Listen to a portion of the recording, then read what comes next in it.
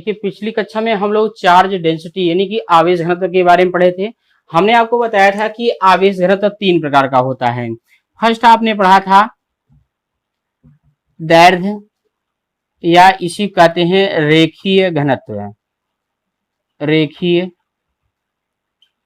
घनत्व यानी कि ये होता है लीनियर डेंसिटी। लीनियर डेंसिटी और लीनियर डेंसिटी को हमने बताया था लैम्डा से प्रदर्शित करते हैं। किससे प्रदर्शित करते हैं? लैम्डा से।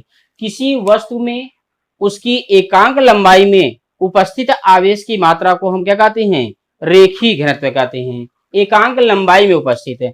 जैसे मान लेते हैं स्मॉल एल लंबाई में अगर स्मॉल क्यू आवेश उपस्थित है, ठीक है, स्मॉल एल लंबाई में स्मॉल क्यू आवेश उपस्थित है, तो जो लीनियर डेंसिटी होगी, linear density lambda is equal to क्या हो जाएगा? Q by L.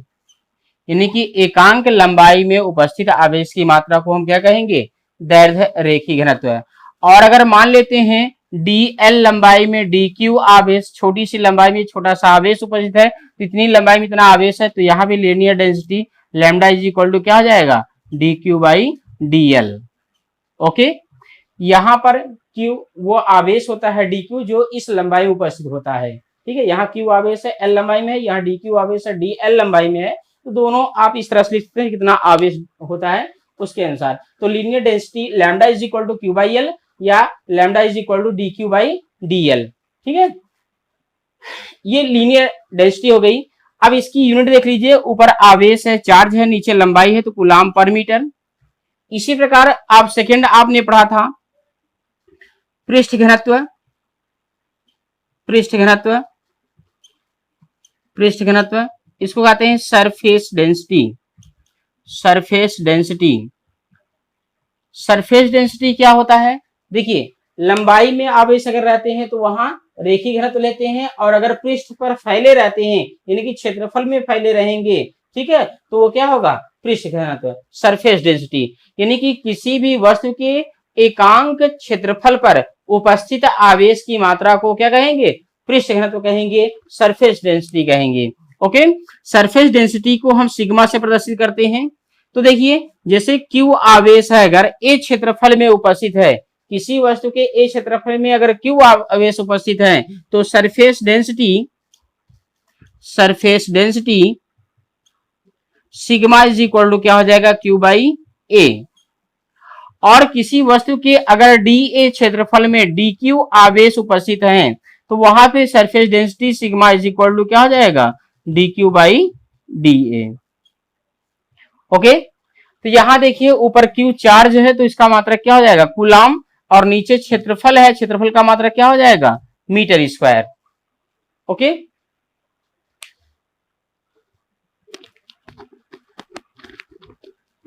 इसके बाद तीसरा है आयतन घनत्व। आयतन घनत्व, volume density. Volume density, volume density को रो से प्रदर्शित करते हैं। ठीक है, अब आयतन में आवेश अगर उपस्थित है तो वहां पे हम क्या लेते हैं?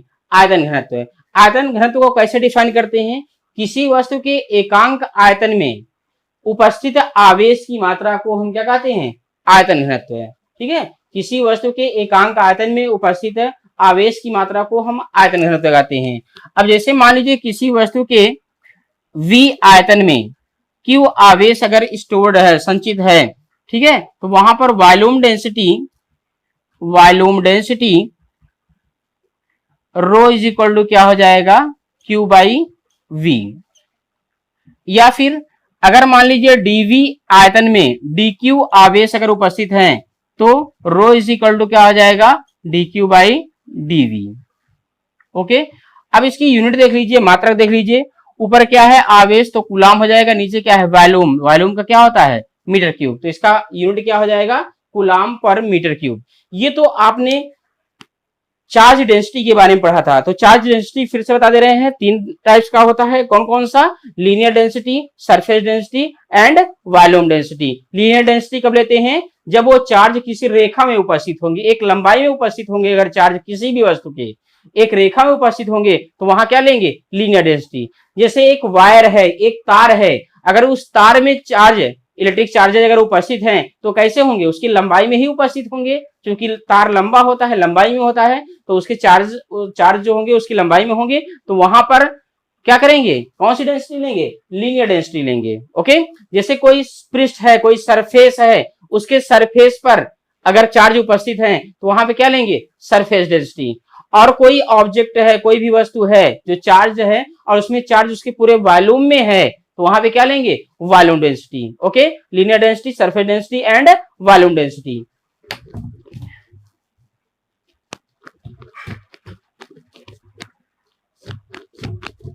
तो ये ध्यान रखिएगा कि कोई वायर है तो वायर में अगर चार्ज उपस्थित है तो वहां लीनियर डेंसिटी लेंगे, और कोई जैसे स्फीयर है, ठीक है, स्फीयर है और चार्ज उस स्फीयर के कहां है, उस गोले के पृष्ठ पर अगर उपस्थित है तो वहां क्या लेंगे, सरफेस डेंसिटी। और अगर कोई स्फीयर है, अगर उसके पूरे वॉल्यूम में अगर चार्ज उपस्थित है तो क्या लेंगे वहां पे, वॉल्यूम डेंसिटी। ओके, अब देख लीजिए, रेखीय आवेश वितरण के कारण वैद्युत बल। अब हम पढ़ेंगे रेखीय आवेश वितरण के कारण वैद्युत बल। इलेक्ट्रिक फोर्स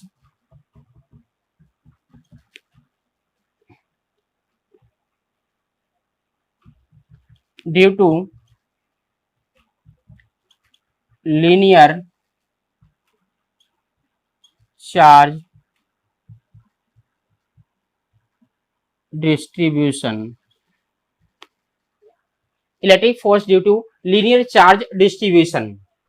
देखिए, जैसे मान लीजिए कोई कोऑर्डिनेट है, ये कोऑर्डिनेट है, ये एक्स एक्सिस है और ये वाई एक्सिस है, ठीक है, और यहां पे कोई पॉइंट है ए, यहां पर एक चार्ज, मान लीजिए कोई वायर है, ठीक है, ए पॉइंट पर है, और यहां पर कोई बी पॉइंट है, इस बी पॉइंट पे क्यू चार्ज उपस्थित है, और ये ओरिजिन है, मूल बिंदु। मूल बिंदु से इसकी अगर हम स्थिति वेक्टर देखेंगे तो मान लेते हैं आर है, और इसकी पोजीशन वेक्टर, स्थिति वेक्टर देखते हैं तो ये R1 है, इसकी पोजीशन वेक्टर। अब यहां बिंदु ए पर जो इसकी लंबाई होगी, इस चार्ज वायर की जो लंबाई होगी बिंदु ए पर, एक छोटी सी लंबाई होगी बिंदु ए पर, उसे हम DL से दिखाएंगे, और यहाँ पे जो चार्ज होगा उस चार्ज को हम DQ से दिखाएंगे।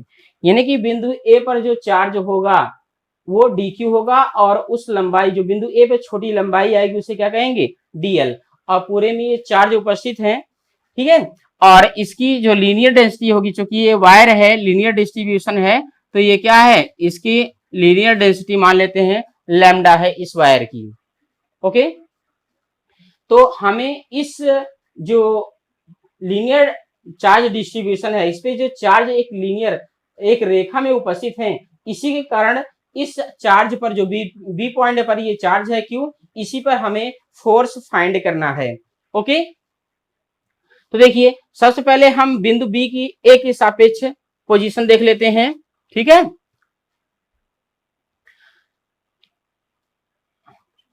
बिंदु ए से बिंदु बी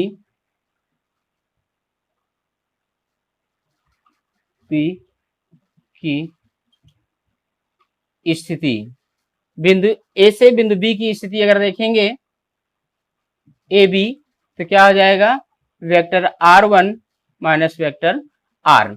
यहाँ की पोजीशन वेक्टर R1 है, यहां से इसकी पोजीशन वेक्टर को हम माइनस कर देंगे। ओके, ये हो गया। अब बिंदु ए पर उपस्थित सूक्ष्म आवेश आवेश डी क्यू के कारण आवेश क्यू पर लगने वाला वैद्युत बल। तो छोटा सा आवेश है, छोटे से आवेश के कारण जो बल लगेगा उसे हम डी एफ से दिखाएंगे, और क्या हो जाएगा 1/4πε0। और एक चार्ज कितना है Q, दूसरा कितना है डी क्यू, और ये हो जाएगा वेक्टर r1 माइनस r और vector r1 minus r mod whole cube. ठीक है, ये वेक्टर रूप आप पढ़ चुके हैं कि कितना इलेक्ट्रिक फोर्स लगता है। तो ये इलेक्ट्रिक फोर्स लगता है, तो ये छोटे से चार्ज के कारण है जो इस पॉइंट पर है। हम पूरे चार्ज के कारण निकालेंगे, संपूर्ण चार्ज के कारण अगर यहां निकालेंगे तो क्या करेंगे, इसी फोर्स का इंटीग्रेशन कर देंगे। तो देखिए संपूर्ण आवेश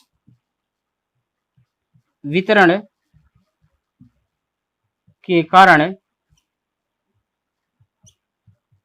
आवेश Q पर लगने वाला वैद्युत बल, तो संपूर्ण के कारण लगने वाला बल क्या हो जाएगा F, यहाँ इंटीग्रेशन कर देंगे। ठीक है, और क्या हो जाएगा 1/4πε0 और Q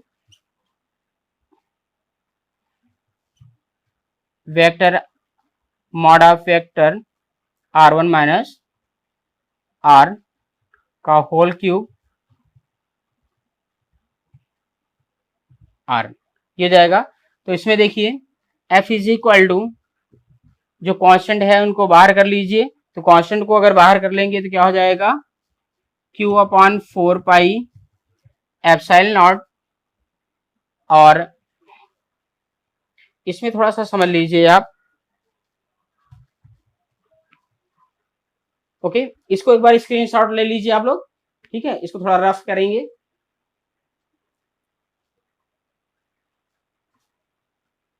हो गया, okay.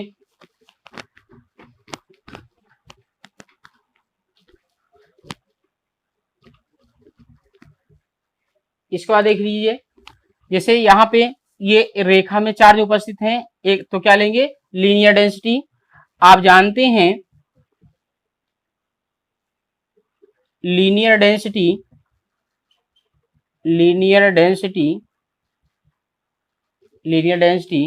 Lambda is equal to, चूंकि इसकी पूरी लंबाई में वो उपस्थित हैं। ठीक है, तो लीनियर डेंसिटी अगर देखेंगे तो क्या आ जाएगा dq/dl। तो यहां से अगर dq निकालेंगे तो क्या हो जाएगा dq is equal to lambda dl। ओके, लैम्डा क्या हो जाएगा dl।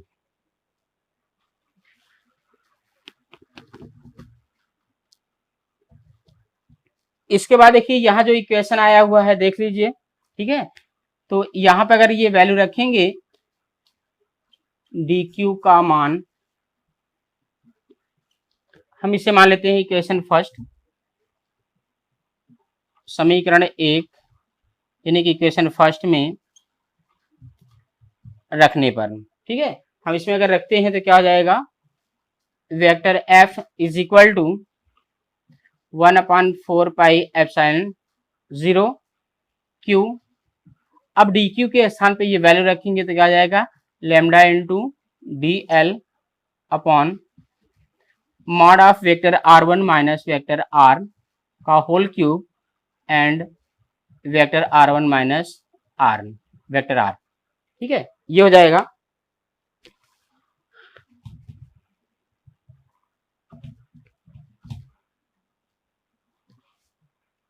तो इसके बाद देख लीजिए, अब जो कांस्टेंट वैल्यू है Q कांस्टेंट वैल्यू है, ये Q/4πε0। ठीक है, और ये हो जाएगा lambda vector r1 minus vector r upon mod of vector r1 minus vector r का होल क्यूब। ओके, और dl है dl।